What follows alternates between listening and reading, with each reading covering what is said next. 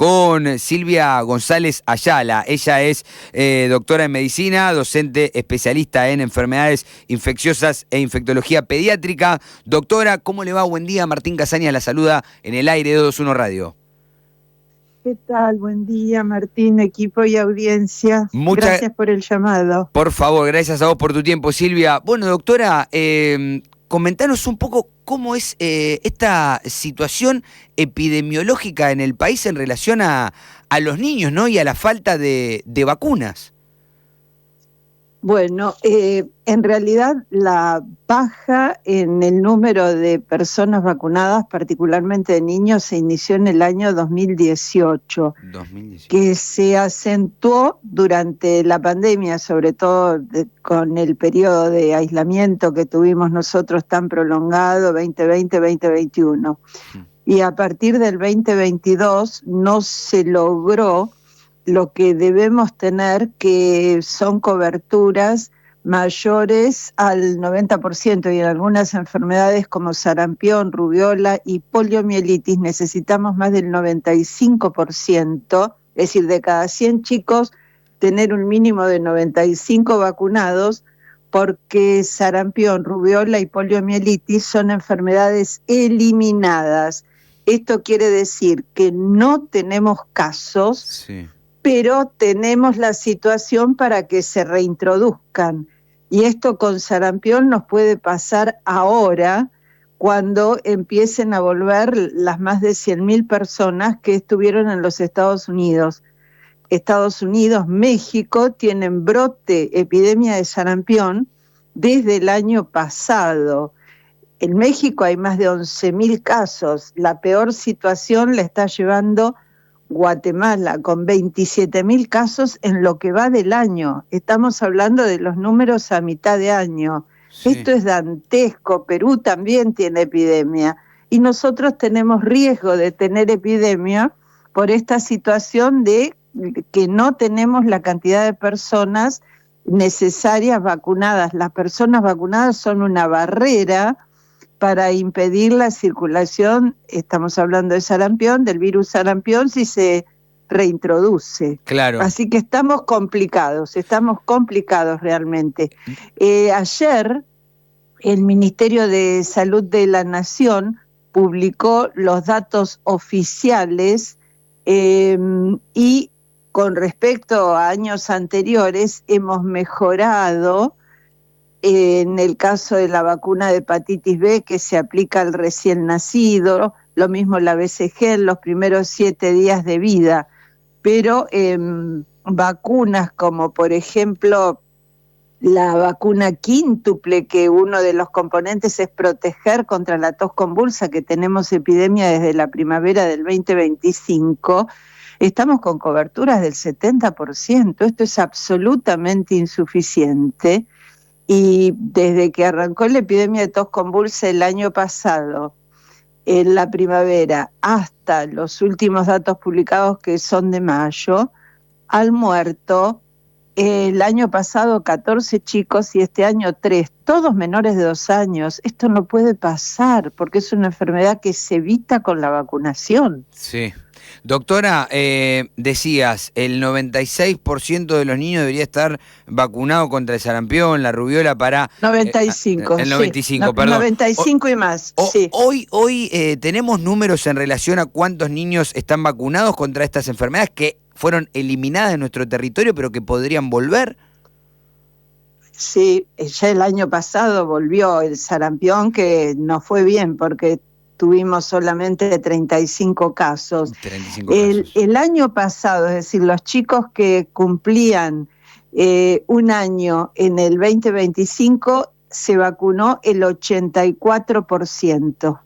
Sí. O sea que estamos lejos de ese 95%. Pero lo que es gravísimo, el año pasado, los chicos que cumplían 5 años, que es cuando se administraba, porque cambió este año el calendario, a los 5 años se administraba la segunda dosis de la vacuna sarampión, rubiola, paperas, únicamente 1 de cada 2 se vacunó, el 55%. Esos chicos son vulnerables, porque para sarampión se necesitan las 2 dosis para estar efectivamente protegidos. Ahí está entonces el otro problema, no solo la falta de vacunación, ni siquiera una dosis, sino que además algunos no cumplen en este caso con el esquema completo. Claro, vacuna triple viral hubo periodos en los que lamentablemente faltó, pero acá un papel muy importante, un rol muy importante tiene salud. ¿Por qué? ¿Por qué? Porque los médicos deben tomarse el tiempo en cada consulta, y esto no debería ser como es hoy una utopía. El médico debería tomarse el tiempo en cada consulta para preguntar por las vacunas y pedir los certificados, porque en el sistema digital únicamente están las vacunas que se administraron desde el año 2023. Sí. Si un chico tiene 6 años, sabemos del 2023 para acá, pero las anteriores no, todavía es necesario el registro papel. Eso por un lado. Y el médico tiene que indicar las vacunas y también con empatía, con tiempo, decirle es importante que se vacune con esta vacuna porque previene estas enfermedades. Todas las vacunas que previenen enfermedades graves, y se ha perdido el concepto de riesgo.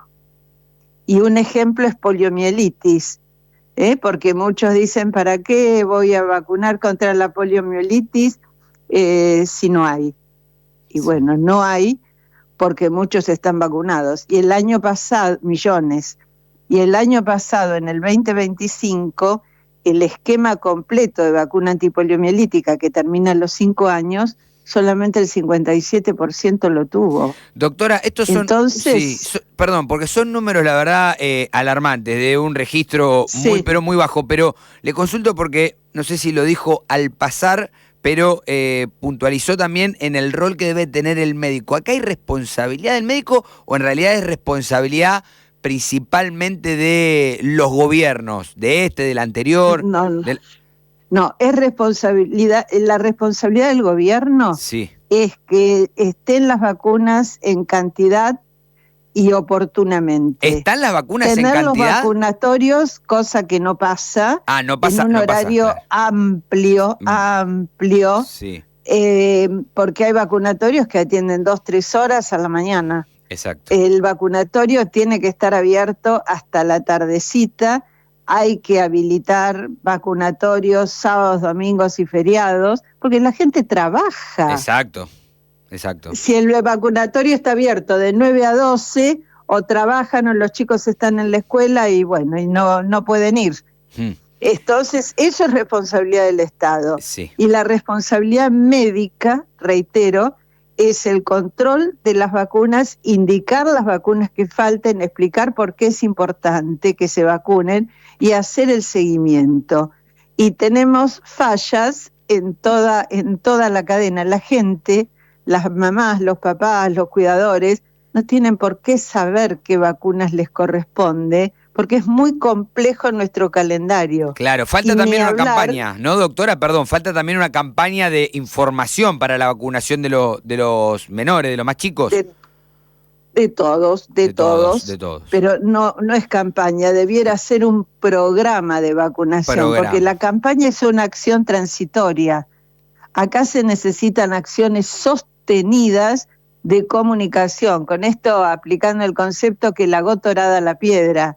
Te vacunaste a tus chicos, vacunándonos nos protegemos entre todos. Hay una serie de conceptos que son centrales. Lo mismo la vacunación de las embarazadas.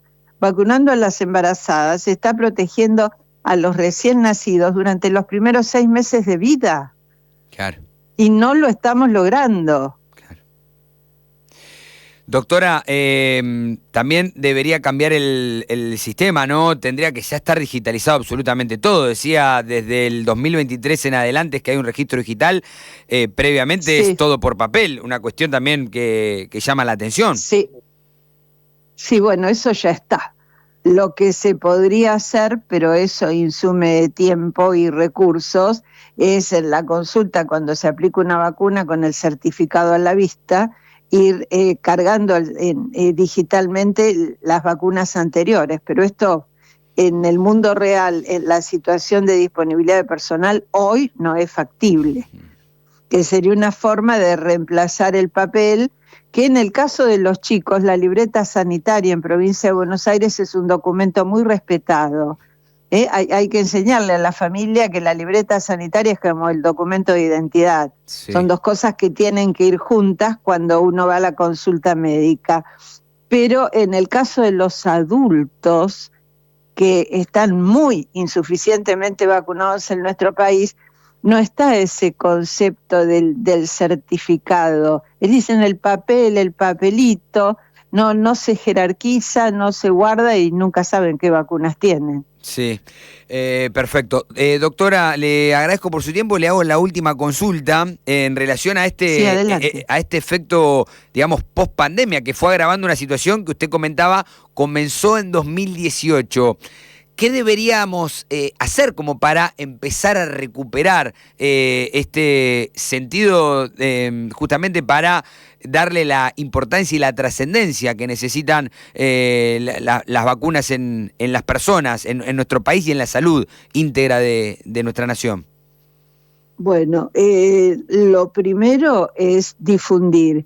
Y en ese sentido ustedes tienen un rol muy importante, aunque no haya un programa oficial de comunicación sobre vacunación, se puede hacer con mensajes cortos. Eso lo enfatizamos mucho en las localidades del interior, que tienen las FM locales y pueden enviar mensajes sencillos, breves. Sí. Eso por un lado. Por el otro, que tiene que ver con salud, asegurar las vacunas y ampliar los horarios de vacunación. Y los médicos cumplir con su rol de revisar el calendario, indicar las vacunas y explicar para qué. Y esto del concepto de riesgo de reintroducción de enfermedades graves y potencialmente fatales. Es un trabajo conjunto. Ningún componente de estos que hemos citado por sí solo va a solucionar o mejorar el problema. Necesitamos la suma. Y lo otro que es clave es la relación entre salud y educación. Ir a las escuelas a controlar los certificados de vacunación, que no los controla nadie, los piden, pero se guardan en el folio del alumno y nadie los revisa. Revisar en las escuelas, en los 3 niveles, los certificados de vacunación y vacunar en las escuelas. Perfecto. Tenemos vigente la ley 27.491, que es de prevención de las enfermedades por vacunas, que habilita esto. Y en el caso de la provincia de Buenos Aires se firmó el año pasado un convenio entre salud y educación para actividades conjuntas. Bueno, eso que no quede en el papel, necesitamos que sea realidad, porque es la salud de nuestra comunidad. Perfecto, doctora. Perdón, ¿esta ley entonces no se está cumpliendo a rajatabla? Es decir, ¿depende mucho de la provincia o del establecimiento educativo? No se está cumpliendo. No se está cumpliendo. Bueno, ahí está también un gravísimo problema, ¿no? El alcance de la salud allí. Sí, pero usted sabe que en Argentina la Constitución es una mera recomendación y con las leyes tristemente pasa lo mismo porque no se respetan. Claro, pero si en este caso... El semáforo en rojo a lo que se le ocurra. Tal cual. Entonces hay que trabajar mucho con esto y en el caso de la desinformación que hay en las redes con respecto a las vacunas, jamás confrontar ni repicar, porque eso los potencia. Sencillamente ignorarlos y trabajar en el mano a mano con la familia, o con esa madre que duda por el chat de mami de la escuela o por lo que estuvo charlando mientras esperaba el hijo. Bueno. Hay que trabajar mucho. Coincido. Bueno, doctora, muchísimas gracias por su tiempo en el aire de 221 Radio. Seguramente la estaremos molestando más adelante por alguna cuestión sanitaria. Esperemos que sea al menos para brindar una información alentadora, que mejore este número en relación a los niños que no completan los calendarios de vacunación o ni siquiera reciben una dosis de una vacuna para prevenir enfermedades. Muchas gracias por su tiempo. Muchas gracias, Martín, no es molestia y a disposición. Buena jornada. Gracias igualmente. Ahí estaba la doctora Silvia González Ayala. Ella